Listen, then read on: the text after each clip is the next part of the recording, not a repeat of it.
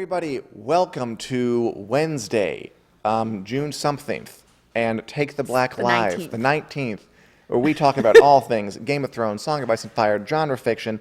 I am Dan Selcke of winterscoming.net, and this is Cheryl Wassenaar of Culturist.com, and soon to be, I'm allowed to announce this now. I think you are.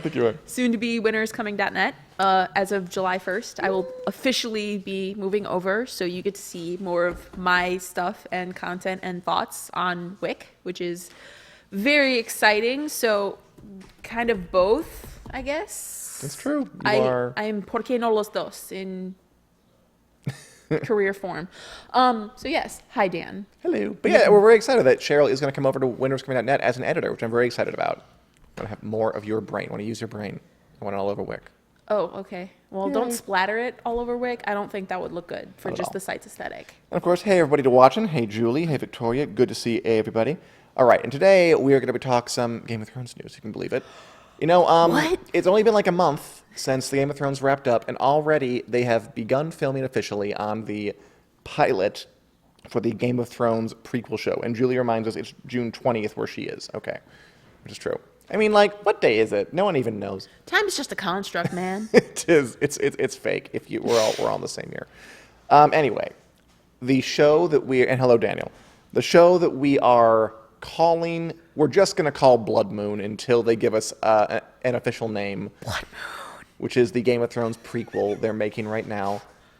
I still don't love it, but maybe I'll come around. I don't know. You just gotta lean into it, Dan. What do you guys think? Just Blood lean into Moon? the I don't pulp. like it. I think I have a better title than that. Lean into the pulp. Anyway, they are officially shooting it, the pilot, in Northern Ireland. Just, again, disclaimer, not a full show yet, just making a pilot. We'll see if they pick it up in the future.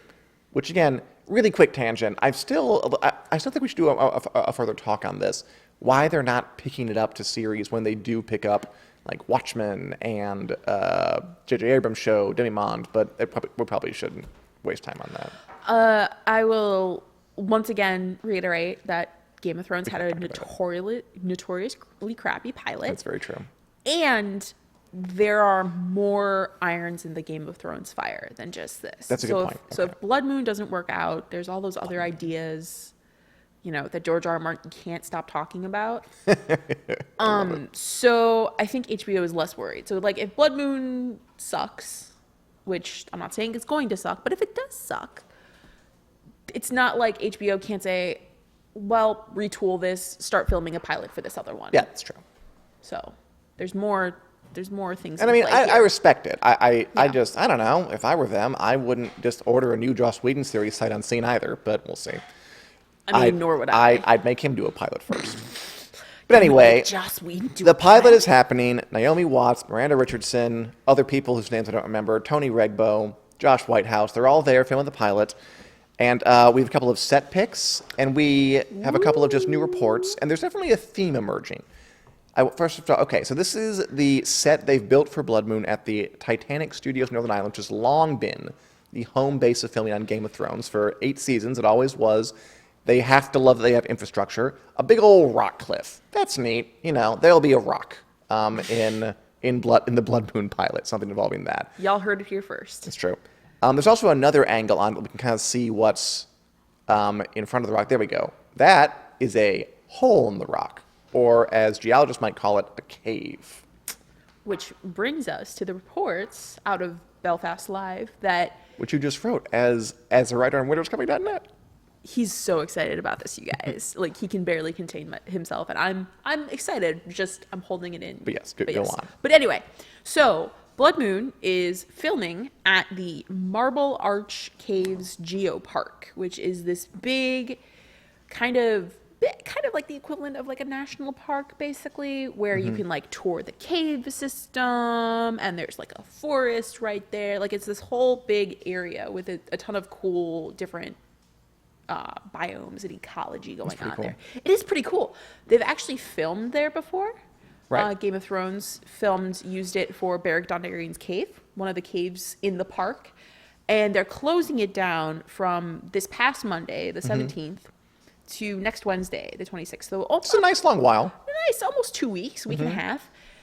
And we don't know what they're filming there. Like, the official announcement says they're filming in the caves, but sources told Belfast Live that they might be using the entire kind of area, which I think makes sense because there's this like ancient ash wood, Love it. like right there, that's like clinging to the side of a gorge, so you can get that kind of cliff idea Sure. going on there. Which And also, is super cool. that dovetails with the set they built, which is a cave in a big old cliff. Yeah. Okay, Cheryl, when I see caves on Game of Thrones Song of Ice and Fire, my mind immediately goes toward Children of the Forest, goes to the Red Raven, goes to that kind of stuff. Cave-dwelling folk. Oh, absolutely. Will we see the Children of the Forest in the show? Almost certainly. If we're going to be an Age of Heroes, you almost have to put them in there. And a lot of the kind of topography of the cave, the geopark, has that kind of rock jutting through grass kind of aesthetic that we've Cool, seen that's with nice. the Children of the Forest before. So yeah, I think if you're going to go on location for a pilot, like it's probably going to be for something. And you're going to that's- build a cave, and you're going to Yeah. shoot in a cave. That's what I'm getting. Yeah, like there's a lot of pieces here, and they seem to be making a really kind of obvious picture. Do you think that would make the show too... Because, Game of Thrones was to kind of distinguish itself by, yes, there were supernatural elements, but for a long time, and really in the end, too, it was more about the politics, the characters, and in the end, I think the supernatural bits were kind of almost not a distraction, but like a feint, as in, this isn't the real story that we're building behind the scenes. But if we start with elven tree creatures of yore, are we going to have a different mood on Bloodmoon that's more sci-fi fantasy-y? I mean, I think you almost have to avoid the criticisms of the show being too Game of Thrones. I think you're right. Like, obviously, there's still going to be politicking and all that good stuff. But yeah, if you want to try and evoke something different, Which but they still do. They said they do. similar to Game of Thrones, the Children of the Forest appear briefly in Game of Thrones. There's always this obsession with the past and like the myths of the past. There's this, yeah. We could go into that in great detail, but we're not for the sake of the show. We totally could. We totally could. But I mean, if you're going to name a show Bloodmoon, then Which they might not. but if you're going to do that as the working title, or like the kind of, I mean, yeah, working titles. Yeah, but I think that's appropriate. you got to lean into the woo-woo. Sure. I guess you do. Lean into the woo-woo. You've got to lean into the woo-woo. Like, I mean, I there's don't like these part of me rules. that wonders if it could be as successful as it was if it focused more on traditional fantasy stuff. But I mean, I know there's lots of problems with that argument that A, it's not going to be as successful anyway, so you might as well just do your own thing. And B, yeah, sure, why not? We've had the one thing. Let's have one that's more straight up woo-woo elven children. And I will say that it doesn't have to necessarily be kind of straight woo-woo. I mean, want it's it not going to be straight woo-woo. I want it to be weird woo-woo. Yes. I mean, there are definitely woo-woo elements. Holy crap, I just realized, are the Children of the Forest George R.R. Martin's take on elves?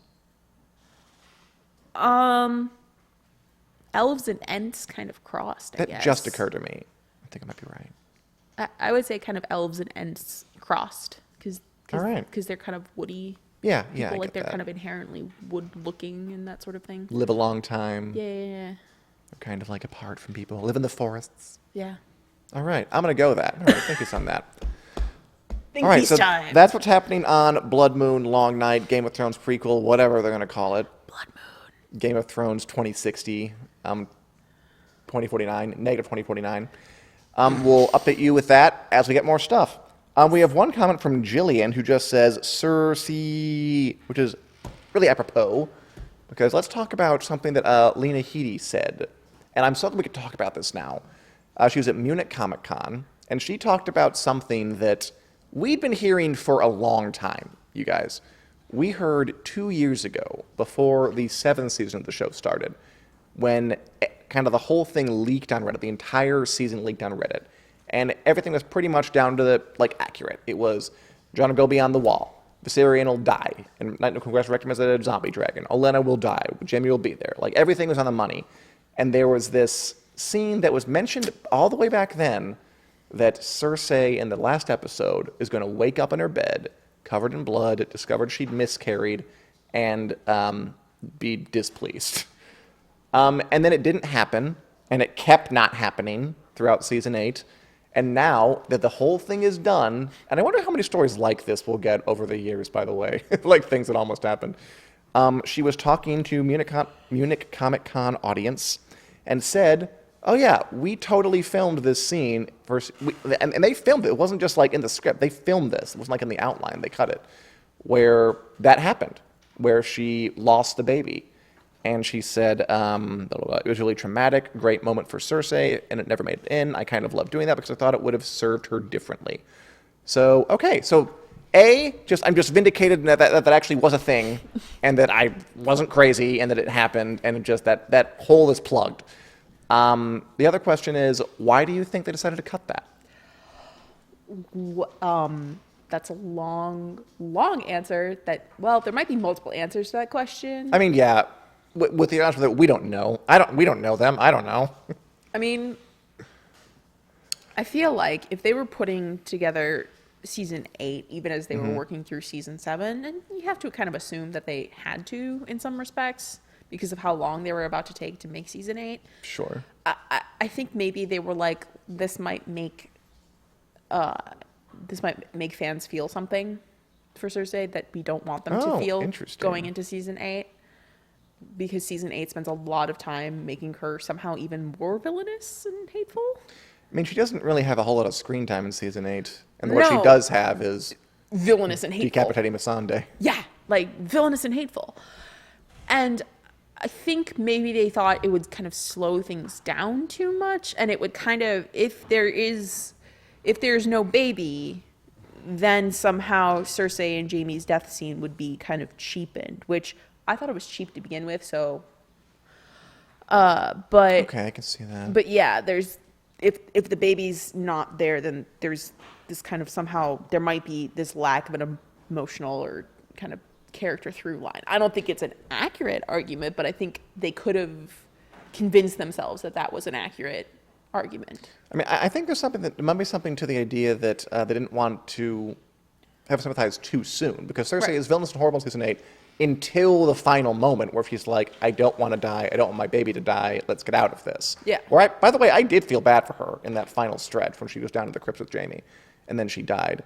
So maybe obviously they thought differently. They must have reassessed and thought, we want this to be part of Cersei's arc. And and they used it a lot. Like, she tricked Euron into thinking that it was his baby. Tyrion appeals to her using it, which never worked, but he tried it anyway. So many times. So many times. I don't know why the 4th time you think it's going to work this time, Tyrion, but whatever. So, like, they got some use out of it. And I guess, I wonder if it certainly would have maybe made her act differently. And if she had lost it, she didn't have anything to lose anymore. I think it could have been interesting, though, if, like, we as an audience and Cersei knew that there was no baby, and then watched her act like there was still a baby in season 8. Yes, but in that case, the final scene would have been a little confusing for me, because, she definitely seemed like she was genuinely in fear of it. Yes. Like, it would have at least required a rewrite or a react. And I thought she was really good in that scene. She was really good in that scene. I don't know. I kind of fundamentally disagree with the idea of Cersei's death anyway, so I'm working from that standpoint as opposed to it was a good death scene standpoint. Understood. I enjoyed Cersei's death scene. Yeah. I did. I thought it was a good way to go out, and I liked her in the end. Look, we've talked about season 8 so much, and like, what went wrong, what didn't go wrong. Blah, blah, blah, We're going to be litigating that until the heat death of the sun. Let's be real. But yeah, interesting. I'm just glad that I know what happened to that. Because it would have driven me mad until I died or left this job. Yeah. And now you can sleep easily. Okay. Anything else you talk about? Oh, Stephanie said they tried to humanize her for whatever reason. Because she's a human, Stephanie. She got things. Cersei is a person, guys. I think so. Justice for Cersei is personhood. Okay, let's go, before we bring on Josh Hill for a song, then Josh, let's go beyond the wall for a second. Spooky. And talk about a non-Game of Thrones topic. There are a lot of other shows on the horizon, including probably one you probably can't avoid hearing about right now, is out in a couple of weekends, July 4th, Stranger Things on the Netflix, posted for season 3. So 80s it hurts. Kind of fun. So neon. So neon. Ugh. So, okay, 2 quick things here. Have you been keeping track of, like, all their corporate sponsorships? They have made deals with Burger King, Nike, Baskin-Robbins, Coke, Fortnite, and a bunch of others to the point where I'm kind of grossed out. Yeah, like I'm impressed in that weird way that you're kind of impressed but also a little bit horrified. Like I've kind of been with Stranger Things roughly since the beginning. Are you a fan, by the way? I do enjoy the show. Yeah, well, it's a fun show. So, the fact that it is gone from like this little kind of not necessarily indie, because you can't really be indie when you're on Netflix. It was so under the radar that like there was no press There that was, like, first year at all. nothing. It was And- all word of mouth. And then everybody was like, "Oh my God, Stranger Things!" And I'm just sitting here like, "What's up?" I was a little hipster about it. I was like, "I've been here since the beginning." And now, just a couple seasons later, it is a behemoth. It's know. like Netflix's meal ticket. I know. And it hurts a little. Like, Yeah, like, yeah, I see it. You can kind of see, like, even from season 1 to season 2, you can kind of see how it changed in, like, even, like, its approach and storytelling. Like, season 2 is okay. Like, I don't hate season 2. Yeah, I'm watching it now to prepare for the next season. Yeah. And it's good. It's not a bad show. Yeah, it's not a bad season. Fine. Like, I mean, I think season 1 is still superior, Totally. but it's fine. You know, and so to see it now, like, turn into this juggernaut of merchandising and, like, they're bringing back new Coke for Stranger Things. They're serving upside down Whoppers, which are literally just Whoppers turned upside down. Like, I loved that. I'm like, I hope they upcharge for that. As Terry says, filmed in Atlanta. Very true. like many things. Like many things. Yeah, it's very it's strange. Damn it. It's just weird to see how it's kind of changed in the few years that it's been a thing. Yeah. And it's not an old show at all. No. Like, it's 3rd season. This is season 3. It hasn't gotten to 20 episodes. No. Like, it's tiny. And sometimes I start to wonder, like, at this point, how much is hype is manufactured and how much hype is not manufactured? Like, at what point do you kind of have this tipping point between, like, natural hype, for whatever that's worth, and artificial hype? And I think we're crossing that point with Stranger Things. It's very Game of Thrones, sort of. And, like, that's another show that started, not as small as Stranger Things, but certainly smaller than it became, and became a juggernaut, and that might have harmed it in the final estimation. But as a while ago, Stranger Things, they said they're going to probably do 1 or 2 more seasons after this, which I think seems appropriate. You don't want to push it out too far. Yeah, and I think, they're already navigating this idea of their main characters growing up. And I think know the word for the story about growing up? Buildings Romance? Yes, that's the one. Thank you. Yeah, you're welcome. Buildings. Yeah. It's like, I'm not going to spell it for you. Yeah. They're already kind of struggling with that idea, and I think that they're worried if they let it go too long, they're kind of going to lose that kind of young teenhood in a very adult show concept, if that makes sense. No, totally. I mean, I'm still like, I would say like a solid 75% there for Steve, Nancy, and Jonathan. So, and then the other 25% is Dustin. It's very simple. You don't want those characters to age to the point where they're like, we're in middle school, as they're 20 years old. Yeah, basically. And that kind of, fleeting, or, I don't want them to have to deal with Sure. I don't think they will. I think they'll get it where the getting's good. so much of the growing up As thing. Alan Hooker says, I've seen all of the show, and I still won't be able to explain it to someone. Stranger Things or Game of Thrones? We're not sure. Tell us, Alan Hooker, Tell us everything. which show you mean. Any other thoughts, Cheryl, on any of this? Game of Thrones or Stranger Things? I mean, I want to try New Coke just because New Coke was a thing before I was born. You serious? I wasn't born in 1985. So Neither was I. Sorry, I don't want to be defensive. I wasn't. You were close to that line, buddy. But I wasn't born then. Go on. I haven't tried New Coke, so I feel like it's an experience to have tried it, but now I have to figure out where to buy it. So I think you could buy it in stores at some point in the near future, but I don't know. I'll give it a shot. That's all it. right. That's all I got. New Coke. Until New Coke is next not week. worth it, says Karen. Just to note. Karen, I think that Pepsi tastes like sugar water, so I have weird soda opinions anyway. Anyway, with that, thanks for joining us, Cheryl. We're going to bring on Josh Hi, Hill everyone. for our continuing segment, A Song of Dan and Josh, where myself, who has read A Song of Ice and Fire, George R. R. Martin's unfinished fantasy masterpiece, multiple times, and Josh Hill, who has never read this particular series of books, talk about it. We break it down chapter by chapter. What makes this series work? What makes it special? How does George R. R. Martin use things like, I don't know, motif and theme and words to convey his message? When does he succeed? When does he fail? Josh Hill, how are you doing? I'm doing good. Hello, everybody. Good to be back. Yeah, good to be back indeed. All right, we are still on. Oh, and Teresa says wine is better than any Coca-Cola, which, yes, absolutely. Wine is better than Coca-Cola? Yeah, can I like that comment? I can. I did. Okay, great. Isn't that like an apples and oranges situation where we're comparing Nope. soda Any to, drink, wine is better than it. to That's pretty. alcohol? Well, I mean, I'm not disagreeing. I'm just saying it seems a little unfair of a comparison. I like it twice.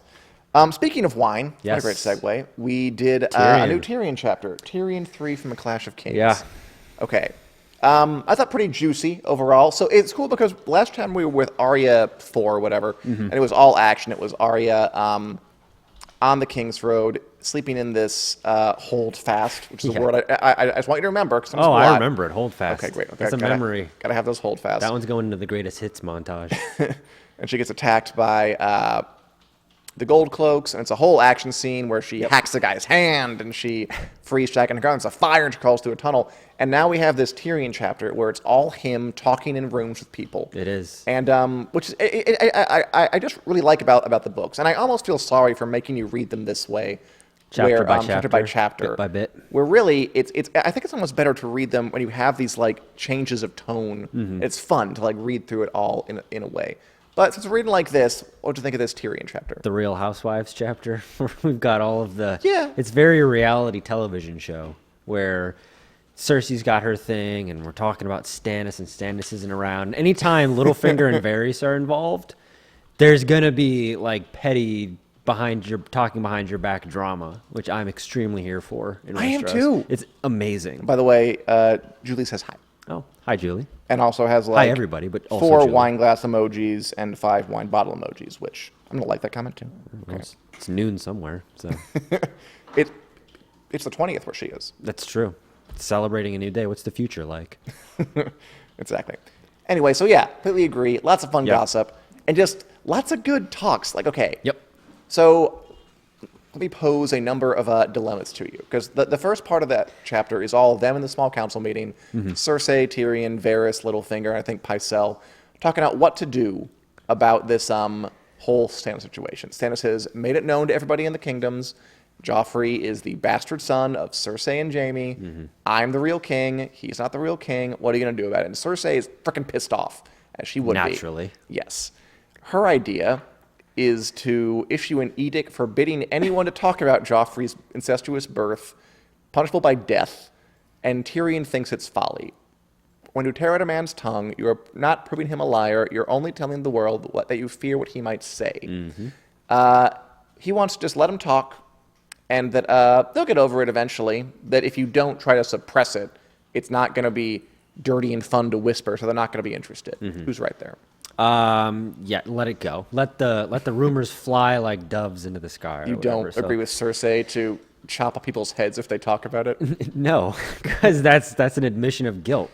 With the lying by omission thing. That's an No, Tyrion's absolutely right. So don't cop to the lie. If you cop to the lie by saying you can't talk about it, you're admitting that it's true. And we've seen that. I mean, we always talk about politics on this show because especially in chapters like this. Selcke, we are a political show. Yes, we are deeply involved in the goings-on. Who do you endorse? See, you want to go there? We shouldn't go there. Oh, let's dive deep. But we've seen, I mean, we equate this to history before with, the comparisons with the Dothraki and it not being necessarily a great representation of history. This is another example of being able to relate it to current times. Like, you have, Trump can say whatever he wants, and literally everybody's like, don't say anything. But he's like, I'm just going to say it on the middle of the news. And everybody's like, oh, But wow. we jump all over. We talk about that's all we talk about. We do, but then you forget about it. You're like, oh, that's not a big That's deal. very true. Like, he has a rap sheet of things he said that are both stupid and illegal that are so long. And that's boy. kind of the thing Yeah, with boy. Cersei, where it's like, don't make people not talk about this. Otherwise, you're going to, there's a way to get away with this. That's Tyrion's idea. Yeah. That, it's gossip. And Tyrion's it'll the go smart. away. Tyrion's always been the smarter. Which, of the two. as Julie says, Tyrion was smart in those days. And Corinne says, I love that quote. It's a great quote. But how about Littlefinger sprinkled to it? Because he takes it further. Of He course not does. only wants them, not only doesn't want people to punish people about it, he agrees with Tyrion that, okay, yeah, don't punish them. That'll just prove that you have something to hide. He wants to spread his own lie. Or, I mean, it's not a lie that Joffrey is incestuous birth, but No, he wants to counter it. his idea is, okay, so to make this look like gossip, let's make up a rumor and spread it around. The fool. And he wants the fool. Did you get this bit? This I bit did, was yeah. pretty intense. It was. Okay, so his plan is, let's spread a rumor that Shireen, Stannis' daughter, the father is actually Patchface, the mentally brain-damaged court jester in Stannis' court, and that Stannis has been cuckolded by his wife, who apparently nobody likes. And, they're all saying these horrible things, but, like, that's easy to believe. Like, he's awful, she's awful, like, only a fool would have her, et cetera, which is just, it's really mean-spirited and awful, but... It's extremely Littlefinger. That's the thing. And as he says, and the best lies contain within them nuggets of truth, enough to give the listener pause. As it happens, this fool is utterly devoted to the girl and follows her everywhere. They even look somewhat alike. Shireen has a mottled, half-frozen face as well. Because she has that disease. The stone face. Yeah, or what is it, grayscale? Is that what it's called? Yeah. Yeah. So, And the jester has it because he, like, suffered a huge head injury or drowned at sea for a while, and he is, like, all messed up in the face. Yeah, and this he's going to is- take advantage of this. So how do you feel about that? leave it to Littlefinger to go from 0 to 60 in no time at all. No. Cersei loves the idea, by the way. Of course she loves the idea. There are times on the show where you... She has this line where she's like, "Oh, Littlefinger, you're so wicked." It's that just so fun. Those two, let me tell you. But there's times on the show where you kind of like think Littlefinger, like maybe he's not that bad. Maybe he's just angling for his own gain, which he clearly is. But it's like I can kind of the same way we made Cersei a sympathetic character many, many times in our heads before the final season, Right. And even before like the Walk of Shame, we were kind of battling Sure. with this. Oh, is she kind of a sympathetic character? Can we have empathy with her? Yeah. And he felt that way with Littlefinger, and this is a reminder of. Did you feel that way with Littlefinger? When? No, but I mean, if you could come to the line of saying, can we have empathy with this character? Because Okay. are all these characters truly purely evil? This kind of reminds me, or reinforces the idea that Littlefinger's he's a cockroach. Littlefinger's pretty rotten. and rotten is putting it nicely. Like this And is Tyrion a agrees. terrible thing. like Tyrion thinks during that, because Tyrion's plan was pretty smart. It didn't go this far, and Tyrion looks at that and thinks, this one is more dangerous than I knew. Like, he's seen, that, although he says, like, that's actually a good idea, but we shouldn't do it. It's like, for Tyrion, that crosses a line. Yeah, well, it's like the idea of spreading the lie, the counter lie to the Joffrey stuff and equating it to Stannis, good idea in theory. And I think Tyrion was up to it to that point, and then Littlefinger, because he's Littlefinger, goes the extra step further to explain it the way that he did, which that's the point where Tyrion and everybody else is like, nah, I'm good. I'm out. This is... Yeah, you were onto something, and then you went a little bit too far. But, I mean, but they're going to do it, I think. I mean, Well- like, again, Cersei is into it. Well, of course. Okay, beyond that, really fun scene. I like that scene a lot. I like the talkie scenes. Tyrion goes and has a mysterious meeting in his solar, another stupid medieval word you can learn. I think solar means like in your apartments in a castle, like your kind of meetings sitting area. It's not in the vocab list. I didn't put it down there. Anyway, he's meeting with all these goldsmiths, iron workers, craft types, and they're making him giant chains. This is not in the books. I mean, or rather, not in the show. What do you think he's making them What the hell for? are those things? I don't know. Yeah. I had the same thought. I was like, This what? would be interesting, yeah, because this is not in the show. This is Giant chains. I'm trying to think of like what is that unit of like what's a giant chain? Are we talking? Because my like, immediate thing was like a link this big. okay. Because my immediate thought was because I went completely because I didn't remember this, and then I'm equating it to things in the Yeah. show. I'm like, well, is this for like? You're not crazy. Is this like? this was just straight up cut? Yeah, I was like, was this foreshadowing like Tyrion knows that dragons might be on the horizon? Are we like chains for like big chains? Are we talking good. just like chains like, you know? Let's just leave it there because you don't know what's happening. We'll find out later ourselves. Blah, blah, blah. It's not any of that. Here's the hint. It's integrated into a thing that does happen on the show. On the show, they just do it without the chains. Oh, okay, interesting. They just cut the chains, which they don't really need them. I'm in. So we'll see it. And it's also another fun example of him fighting against his sister, because Cersei told all these people to go make armor and swords. And surprise, surprise, she threatened them with death if they didn't. And Seems to be Tyrion her has thing. this, she loves that. And Tyrion's doing this thing where, no, make chains, and if you don't, I'll threaten you with death. So, I mean, these poor craftspeople, by the way, who just, like, Real no rock and wonder they all hard hate the place. Lannister family. I mean, if the brother's not threatened with the sister is, it's hard to live under a Lannister regime. Yeah, poor. All they're trying to do is make a living too. All they want to do is They're just trying to put wrought food on the iron table for their families, putting away for the college fund. Like, the college fund. Yeah, the a rough life. Citadel fund. the Citadel. And there is I like the one bit where the one like kind of really successful fancy iron worker is like, I will make you a beautiful set of armor. I'm above making chains. He's like, yeah, do it, or I'm going to have you fed to In the dogs. hierarchy of making chainmail or whatever he's Yeah, making. iron workers. There are richer iron workers than others, I'm sure. I suppose. Like he's got like a cloak and everything, and the others are all like just wearing. And the others like snicker when he gets told off. You can tell like in the ironworker community of King's Landing, everyone hates that guy. Oh, Which I think is really that's the great. spin-off that I want. About the ironworkers of King's Landing. I mean, I think That's the gritty sitcom that I want, the dramedy. I Give me agree. that. Give me that, HBO. That's what I need. I mean, I like that stuff because it like suggests all this kind of life happening right beyond the limits of the pages. The world that- building, yeah. Yeah, like that when these ironworkers go home, they talk shit about this jackass iron guy that nobody likes, and he Like, goes oh, home to his Paul's family. at it and, yeah. again. He's Yeah, talking about how he's frickin' better than Paul. all of us. Exactly. So I like that. I like that we have these little moments that show us there's more to it. And the chapter ends with Tyrion going to a brothel. Surprise, surprise. Talk about surprise, Chataya's. surprise. But again, surprise in the surprise. It is. He goes in, he meets Chataya, who is the madam. There's some weird talk about sex that I don't know if we want to talk about or not, where George R. Martin like kind of sexualizes these like young black girls, where they say like, in our culture, it's perfectly natural to have sex, and yada yada. I'm like, I'll just stay away from that. Yeah, this George R. R. Martin in his cabin in the woods. Sometimes I do read this and picture George R. R. Martin writing it out like that kind of stuff, and I get a little uncomfortable.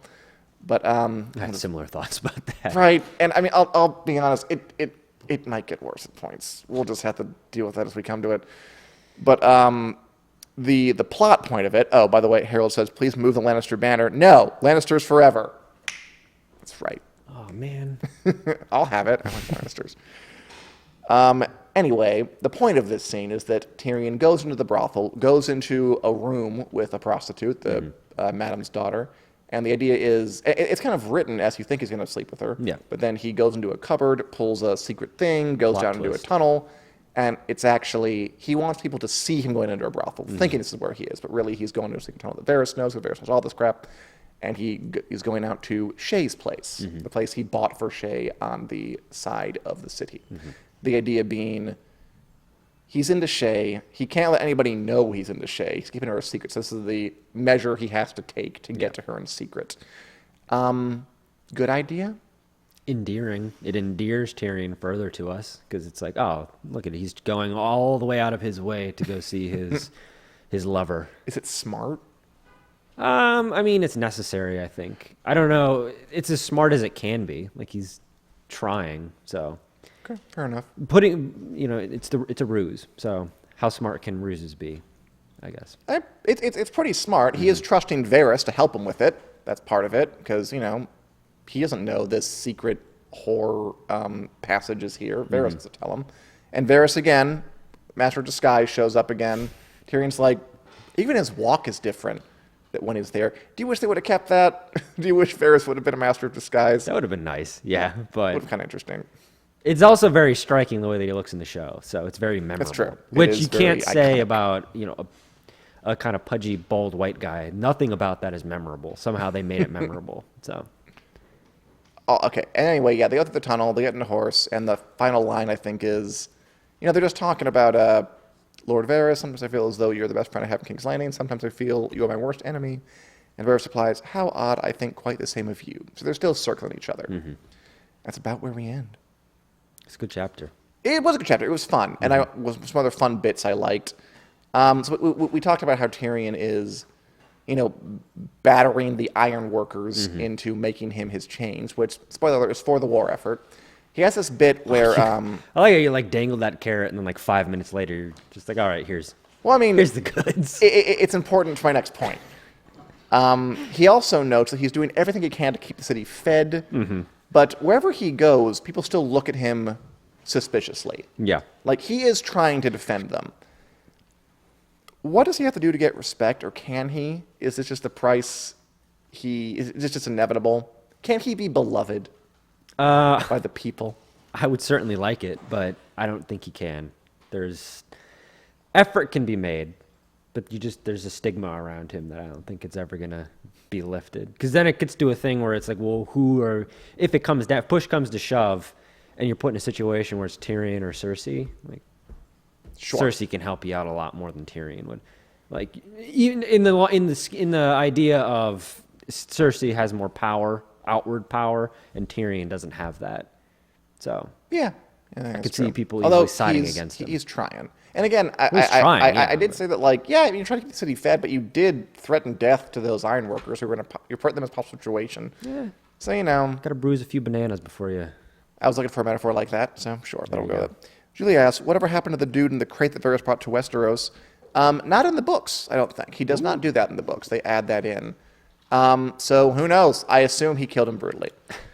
I also I just had to say this line, Littlefinger fingered his beard. I'm sure that there's a term for whatever that is in language. Repetition. That's another one where I imagine George R.R. Martin just alone in the woods, just kind of giggling to himself. Oh, totally. He's He "This is wrote good." that. He was like, He's like, I'm amused by this. I'm, like, I'm "Good hilarious." for you, George. it's not bad, but No, it's not bad, but it's like, that's you're the right. thing. It's like, I ooh, bet this he, is I bet clever. he typed it and giggled to himself. I also like this little exchange from Tyrion and Bronn. Tyrion saying to Bronn, you sound almost a proper courtier. Next, you'll be kneeling. And Bronn simply says, F you, dwarf. That's it. Good repartee, those two. I love Bronn's it. fun. Anything else you noticed in this chapter? No, I do appreciate. All right, I do appreciate that you, the header for the whole thing about Tyrion going to the brothel is work-life balance. Yeah. It's great. I mean, because it's not he's- untrue. It's totally true. I mean, he wants to keep Shay as his paramour, but he has to work really hard to get there. Is it worth it? And also, I mean, the point is that she represents a danger. Yeah. That if someone found out about Shay, they would 100% use her against him. Oh, yeah. Which they try to do. And they actually end up doing later when she appears at the trial. So he's putting all this in energy and investment into keeping her happy, buying her a house. In the end, she betrays him, and then he kills her. And it's an interesting journey, by the way, because she's quite different in the books than she's in the show. Okay. So we'll see how that plays out as it goes on. Interesting. You gonna spoil that for me too, or are you actually gonna let me read it? I mean, you already know what happens. And just say she's different. I'll spoil it right now. She's not as nice. She doesn't actually love him in the books. In the book, she's clearly just in it for the money. That's like a soul-crushing spoiler, Selcke. It's not really a spoiler. I mean, but by this point, that they had already kind of been affectionate with each other. In the books, it's pretty clear. In the books, it's more. I think it's more clear that it's not a good decision on Tyrion's part. Okay. In the show, they actually love each other, so you can get why he's doing this. In the books, she's in it for the money. He knows she's in it for the money, but he wants it anyway because he has his little dwarf heart yearns.